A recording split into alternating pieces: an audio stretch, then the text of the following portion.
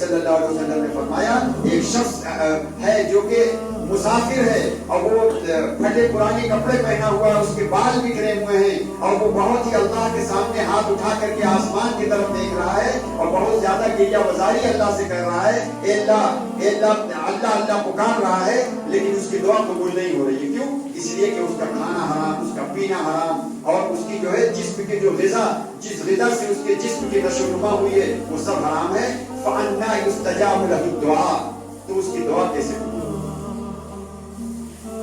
اسی لیے قرآن اللہ کے نبی صلی اللہ علیہ وسلم نے فرمایا کہ تمام ایمان والوں بندوں سے اللہ نے جو ہے وہی احکام حکم لاگو کیا ہے جو کہ نبیوں سے اللہ تعالیٰ نے جو ہے جو حکم نبیوں کو فرمایا ہے.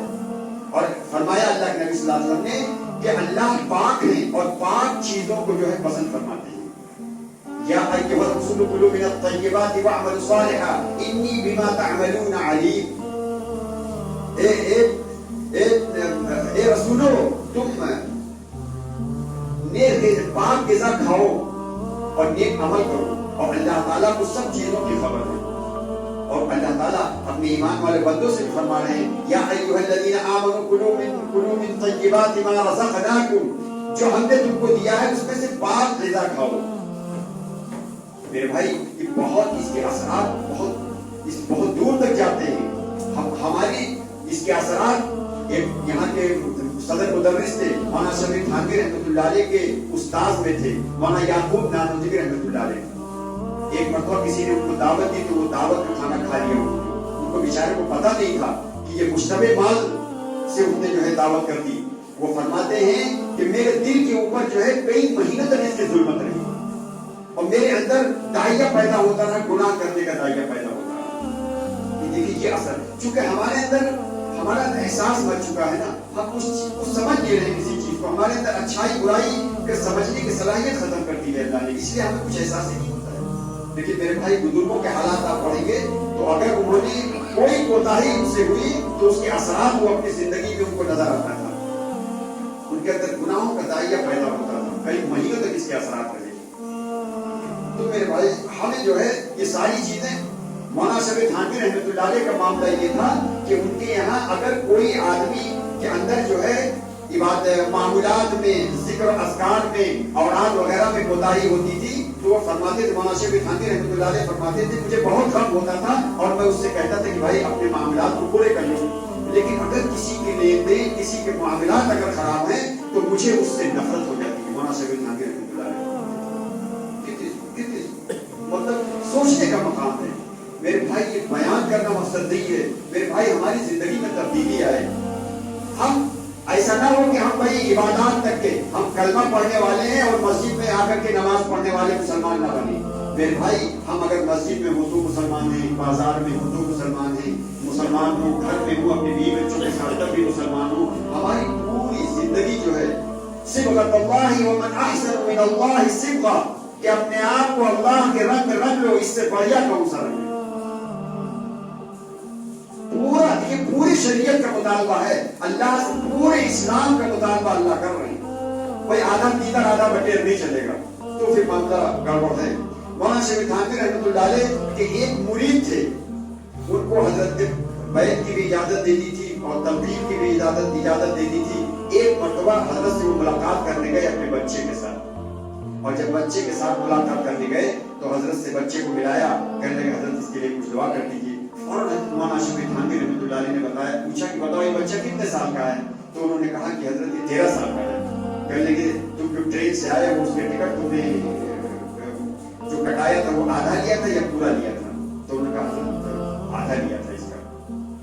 تو کہنے لگے کہ 13 سال میں تو پورا فل لینا چاہیے. تو کہتے حضرت یہ دیکھتے نا تو ابھی کم لگ رہا ہے.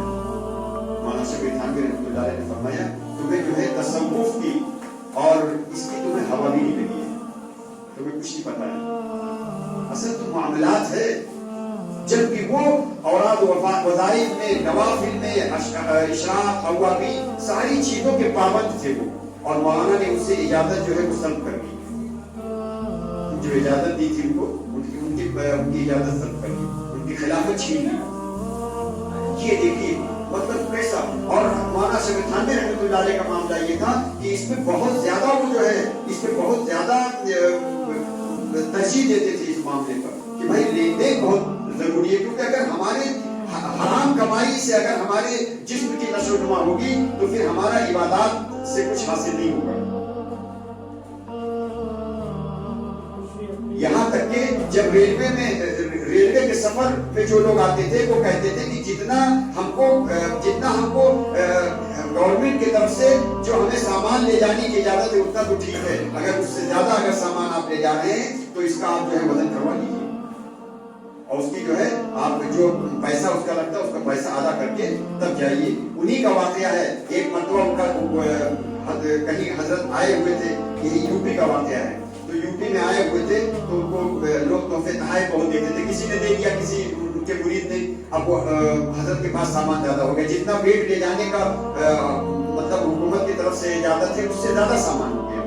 تو حضرت جو ہے جا کر کے لائن میں لگ کر کے اس کا وزن کروا رہے تھے. تو ایک ٹی ٹی آیا, وہ گارڈ پیچھے جو گارڈ ہوتا ہے, گارڈ آیا, اس نے کہا حضرت آپ کو کہاں جانا ہے؟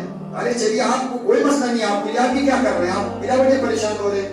کہنے لگے بھائی کہ تم کہاں تک جاؤ؟ کہنے لگے فلاں اسٹیشن. کہنے لگے اس کے بعد کیا ہوگا؟ کہنے لگے کہ اس کے بعد جو ہے ایک دوسرا گارڈ ہے, اس سے ہم کہہ دیں گے, کوئی آپ کو پریشانی نہیں ہوگی. کہنے لگے کہ اور وہ پھر کہنے لگے وہ کہاں تک جائے؟ کہنے لگے وہ تو جہاں آپ اتریں گے اس سے آگے جائے گا. کہنے لگے بھائی مجھے اس سے بھی آگے جانا ہے, مجھے اپنی قبر تک جانا ہے, مجھے اپنی آخرت تک جانا ہے, میں وہاں کیا جواب دوں؟ یہ دیکھیں ذرا ذرا سی چیزوں پہ, اس کو ہم معمولی چیز سمجھ رہے ہیں, بہت اہم چیزیں ہیں میرے بھائی, یہ بہت اہم چیزیں ہیں. پورے معاملات, معاشرت, اخلاقیات, یہ ساری چیزیں ضروری ہیں, لیکن آج ہمیں جو ہے معاملات کے اوپر صرف بات کرنا ہے, تو اسی لیے ہم معاملات کے اوپر زیادہ جو ہے روشنی ڈال رہے ہیں, اسی بات کو زیادہ لے کر کے آ رہے ہیں. تو میرے بھائی اس طریقے سے جو ہے ہماری زندگی ایسی ہونی چاہیے کہ ہم زندگی کیسے گزاریں, اور جب ہم اس طریقے سے زندگی گزاریں گے تو انشاءاللہ ہم اپنے اندر جو ایک غیر محسوس مطلب ایک اپنے اندر تبدیلی پائیں گے. ایک مرتبہ امام محمد رحمۃ اللہ علیہ سے جب کہ انہوں نے بڑی کتابیں لکھی ہیں, ہمارے اوپر اتنا احسان کیا کہ ہم احسان زندگی بھر نہیں چکا سکتے. اگر اس کو اتنی کتابیں لکھی امام محمد رحمۃ اللہ علیہ نے, جو کہ شاگرد ہیں امام حنیفہ رحمۃ اللہ علیہ کے, کہ اگر اونٹ کے اوپر لاد دیا جائے تو وہ وزن کے برابر جو سمجھے کتابیں لکھی ہیں. تو کسی نے مرتبہ کہا حضرت آپ نے جو ہے ساری چیزیں لکھی, لیکن آپ نے زہد اور تصوف کے اوپر کوئی کتاب نہیں لکھی. تو امام محمد نے لکھی تو ہے, کہنے کتاب البیوع, کہ کتاب البیوع کیا ہے؟ بھائی یہی تو تصوف ہے, تصوف کی چیز کا نام ہے. اگر معاملات ہمارے ٹھیک نہیں ہیں تو ہماری زندگی کیسے؟ بھائی ہمیں تصوف کی ہوا بھی نہیں لگی. تو کتاب البیوع ہم نے لکھی تو یہ زہد اور تصوف کی چیز سے ہٹ کر کے تھوڑی ہے, یہ الگ تھوڑی ہے, وہی تو ہے. تصوف کہتے کس کو ہیں کہ پورے دین ٹپے چلنے کو کہتے ہیں. اور اگر کتاب البیوع, اگر ہمارا لین دین, ہمارے معاملات اگر گڑبڑ ہے تو کہاں پورے دین پہ چلے آپ؟ تو میرے بھائی یہ بہت اہم معاملہ ہے, اور ہم جب دین کو ہمیں سیکھنا بھی ہے اور دین پہ چلنا ہے اور دوسروں کو بتانا, بس اتنا ہمارا کام ہے. اور جب ہم پورے اپنی زندگی کے اندر اتار لیں گے تو پھر ابراہیم علیہ السلام کا معاملہ کیا ہے آپ دیکھیے, پوری زندگی وہ پڑھیے, جس کے بارے میں علامہ اقبال نے ایک شعر میں بتایا. ایک شعر میں فرما رہے ہیں کہ بے خطر کود پڑا آتش نمرود میں عشق, عقل ہے محو تماشائے لبے بامبی. عقل نہیں لگانا ہے, اللہ نے کہا بس ہمیں مان لینا, بے چو چرا ہمیں مان لینا ہے.